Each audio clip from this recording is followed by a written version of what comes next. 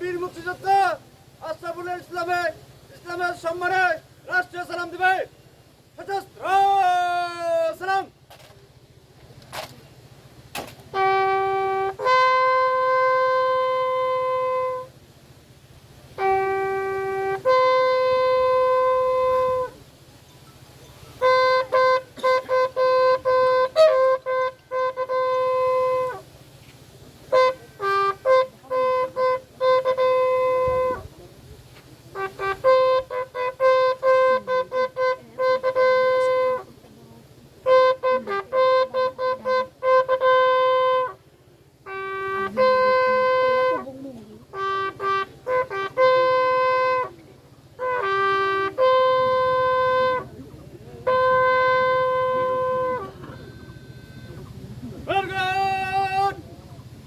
On your arms, reverse.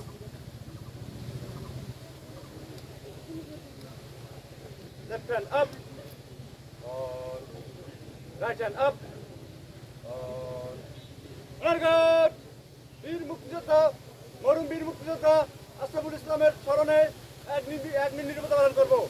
এই নীরবতায় উপস্থিত জনতা অংশগ্রহণ করবেন। এই নীরবতা আপনার সাথে শুরু হবে, আপনার সাথে শেষ হবে। তো আপ সালাম দেবে। সালাম।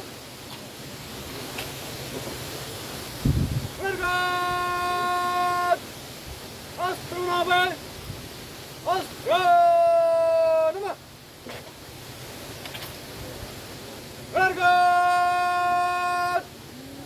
অস্ত্র নেবে, অস্ত্র ব্যাধি করবে।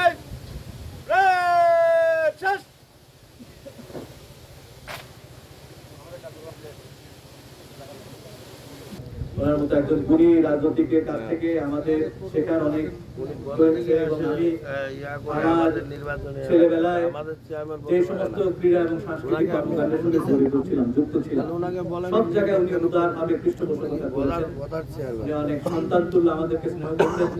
আবার নির্বাচনের আগেও এখানে এই আমার সঙ্গে দেখা হয়েছিল। আশরাফুল ইসলাম একজন বর্ণাঢ্য রাজনৈতিক ব্যক্তিত্বের অধিকারী।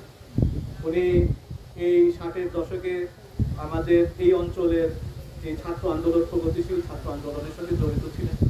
তার পরবর্তীতে মহান মুক্তিযুদ্ধে এবং এই ন্যাপের সাথে উনি জড়িত ছিলেন, বামপন্থী আন্দোলনের সাথে জড়িত ছিলেন।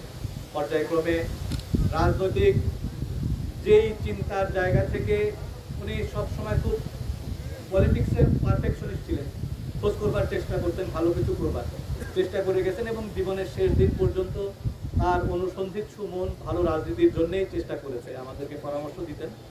আমার বাবাকে দেখছি, উনি সবসময় আমাদেরকে শিক্ষা দিচ্ছেন মানুষই খারাপ করবে, মানে মানুষ খারাপ করবে এরকম কোনো কাজ করা যাবে না বাবা। আমরা চেষ্টা করছি সন্তান হিসেবে ওনার শেষ মুহূর্ত পর্যন্ত ওনার পাশে থাকার।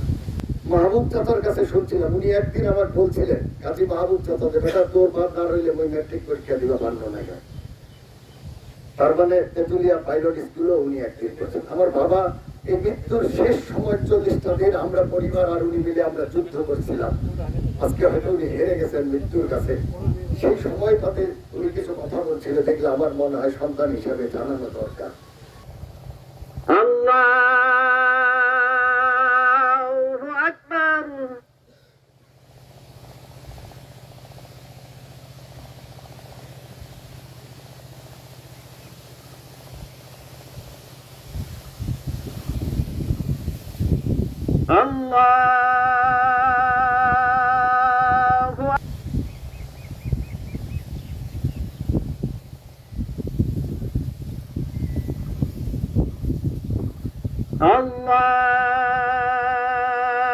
আল্লাহু আকবার।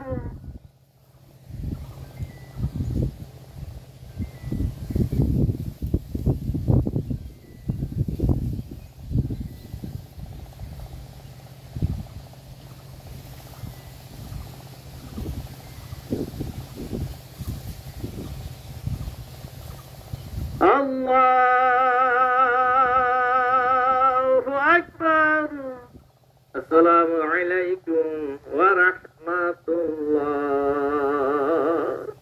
عبده ورسوله أشهد أن لا إله إلا الله وحده لا شريك له وأشهد أن محمدا عبده ورسوله أشهد أن لا إله إلا الله وحده لا شريك له وأشهد أن محمدا عبده